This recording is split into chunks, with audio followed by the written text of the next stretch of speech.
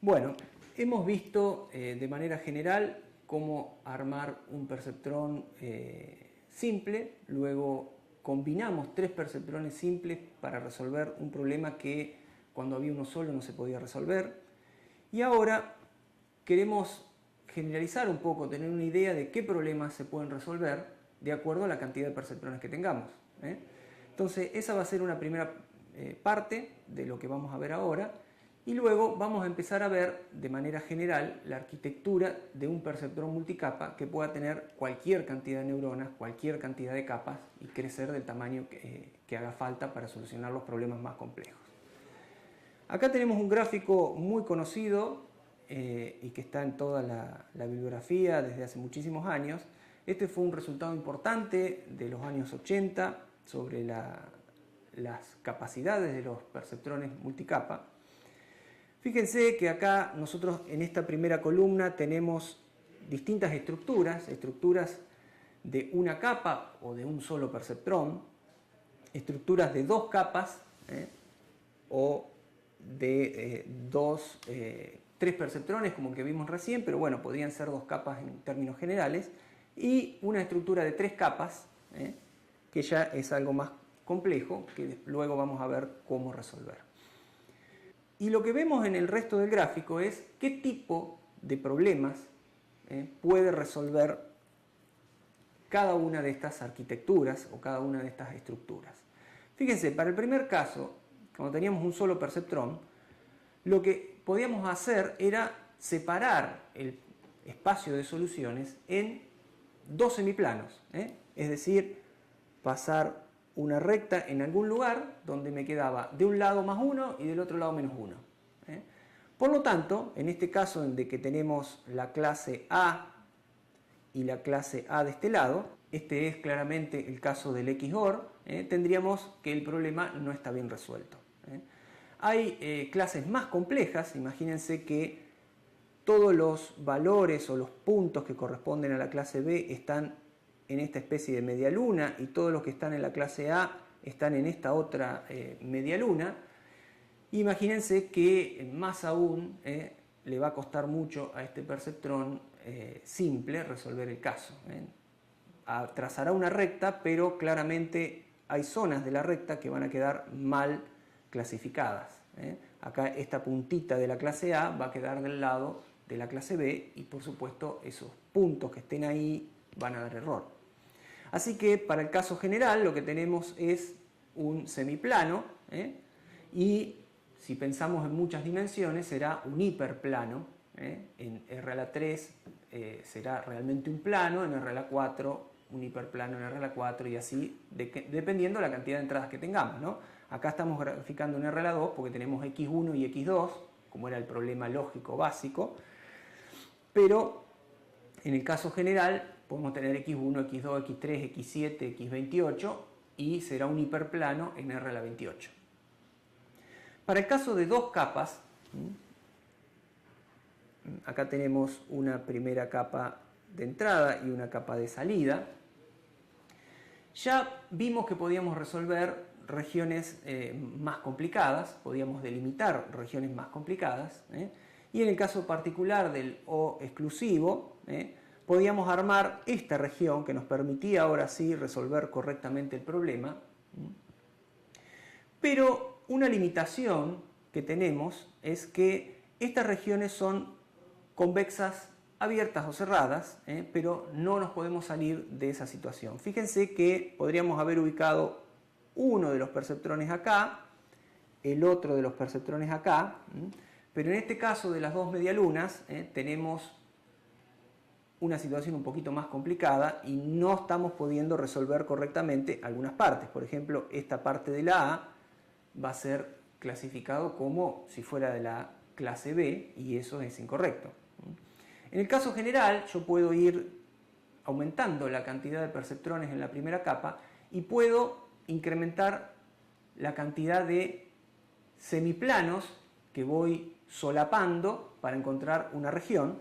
Entonces fíjense como acá tengo un semiplano, dos y tres semiplanos, y con tres neuronas en la primera capa pude redondear un poco esa región y por lo tanto a medida que aumente más la cantidad de semiplanos voy a ir pudiendo definir mejor, más finamente, la región de decisión. Pero no voy a poder hacer regiones con huecos o con concavidades como necesito para resolver el problema de las medialunas. Entonces, si yo agregara una capa más, fíjense ahora que en 3 capas tengo la capa de entrada, la capa de salida que tenía antes, pero aparece una nueva capa. Esa nueva capa la vamos a denominar capa oculta, porque no está en contacto ni con la salida ni con la entrada. Y esa capa oculta ya nos permite resolver virtualmente cualquier tipo de problemas. Digo virtualmente porque la arquitectura permite resolverlo, pero como vieron hay que saber encontrar los pesos, ¿no? Los pesos que efectivamente lo resuelven. Entonces puedo hacer cosas como esta, por ejemplo, encerrar las regiones del XOR y tener regiones que no son conexas, o sea que no están pegadas. Fíjense cómo acá puedo generar esta zona de concavidad que me permite representar bien al hueco que hay entre medio de las dos medialunas, y prácticamente ahí estoy pudiendo resolver el problema. Y en el caso más general, puedo representar este tipo de concavidades o huecos dentro de regiones, lo cual está demostrado me permite resolver cualquier problema que yo plantee en estos términos. Por supuesto, esto lo estamos viendo, insisto, en R a la 2, pero para el caso general en R a la n también se cumple. Vamos a pasar ahora a ver una arquitectura más general, donde tenemos muchas neuronas, tenemos, como yo les decía, una capa de entrada, una capa oculta le decimos a la que no está ni en contacto directo con la entrada ni en contacto directo con la salida, y la capa de salida, que fíjense puede tener más de una salida también. Podría ser que una salida sea 1 menos 1, o podría ser que sea menos 1, 1, y así yo puedo armar con 3 salidas más combinaciones, con 4 salidas más combinaciones, o sea que ya no estaría limitado, pudiendo poner muchas neuronas acá, a tener solamente 2 clases, como era la función lógica, que tenía más 1 o menos 1. Ahora puedo tener todas las clases que yo quiera. Y por otro lado, observen que acá, para el ejemplo, estoy poniendo 4 entradas, o sea que estoy teniendo patrones o datos de entrada en R a la 4. Esto puede ser difícil de imaginarse, pero en la práctica se da mucho. Como yo les decía en algún ejemplo, si la entrada fuera una imagen, imagínense que yo tengo que clasificar rostros, cada píxel de la imagen podría ser una entrada.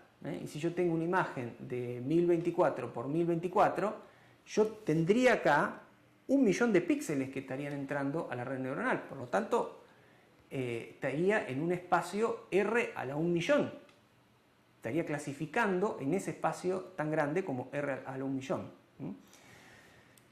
En las neuronas, observen que, si bien acá para simplificar el dibujo no está hecho, está también faltando el X0, que siempre valía menos 1, y que por supuesto va a estar conectado a todas las neuronas de todas las capas, tanto a la de entrada como a la capa oculta, como a la capa de salida.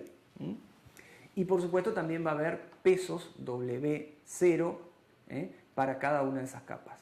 Como hicimos al principio de todo, nosotros vamos a hacer una notación vectorial en donde si tenemos n entradas va a haber un vectorcito que va a ser de n más 1, cuyo valor W sub 0 va a corresponder al peso W sub 0 del sesgo.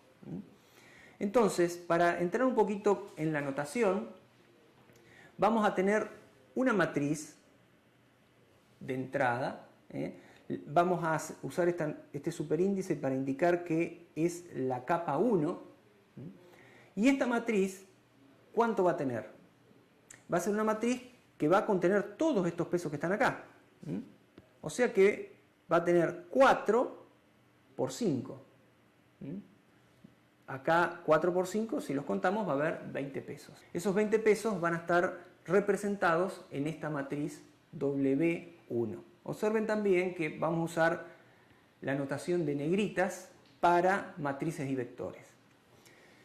A la salida de la primera capa vamos a tener un vector de salidas, un vector Y, que va a tener 5 salidas, salida de cada una de las neuronas. Y también usamos la notación del superíndice para indicar la capa en la que estamos. De la misma manera que hicimos para la primera capa, en la capa oculta o capa 2 que le llamamos acá, vamos a tener otra matriz de pesos que van a ser los pesos que unen a la primera capa de neuronas con la segunda capa de neuronas. Observen que la notación hace referencia siempre a la capa de la neurona en la que estamos parados. Acá estamos parados en la capa 2, entonces estamos considerando que los pesos que unen a la capa 1 con la capa 2 pertenecen o le corresponden a la capa 2. También en la capa 2 tendremos las salidas. Acá habrá un vectorcito de 4 salidas, que se va a llamar Y superíndice 2. Nuevamente para la capa 3 o capa de salida tenemos otra matriz de pesos. Acá tenemos 4 por 2. Y finalmente tenemos las salidas, que son directamente las salidas finales. O sea, las salidas de la capa 3 son ya las salidas finales de toda la red neuronal. Con esta notación vamos a empezar a resumir un poco las cuentas que se hacen en una red neuronal para el caso general. Entonces, en la capa 1, recuerdan que podíamos usar la notación de producto interno, o también hacer esta especie de promedio ponderado, iniciando desde el 0, para tener en cuenta alvías o sesgo. Entonces, fíjense que acá están los pesos de la capa 1, y acá tenemos las entradas. Estamos multiplicando todos los pesos de la capa 1 por las entradas. Observen que lo que obtenemos es esta, que es la salida lineal, le vamos a llamar salida lineal porque todavía no pasó por la función signo ni ninguna función no lineal que utilicemos. La salida lineal de la neurona J, que está en la capa 1. Es la neurona J que pertenece a la capa 1. Esto, para el caso general, lo podemos representar matricialmente de esta manera. Fíjense que acá están todas las salidas de todas las neuronas J de la capa 1. Acá se está haciendo el producto matriz por vector. Luego, lo que tenemos que hacer es que la salida lineal que teníamos pase por la función no lineal, ¿se acuerdan? La función de activación. Que antes utilizábamos la función signo, pero ahora vamos a utilizar una función que yo también les comenté en una de las primeras partes, que es la función sigmoidea. La función sigmoidea, recordarán, tiene una forma más suave, entre más 1 y menos 1. Y básicamente lo que nos permite es que a través de este parámetro la podemos hacer tan abrupta casi como la función signo, sin entrar en ningún tipo de discontinuidades como nos generaba la función signo. Se imaginarán que, como hicimos al principio, si queremos aplicar el gradiente, tenemos que poder derivar sin mayor complicación también la función no lineal. Así que vamos a utilizar esta función sigmoidea que es simétrica. Acá, por favor, tengan mucho cuidado porque la bibliografía lo trata de diferente manera. Hay libros que usan la función sigmoidea simétrica, que es la que usamos nosotros, entre más 1 y menos 1, pero hay otros que usan otra función sigmoidea muy parecida, que va entre 0 y 1.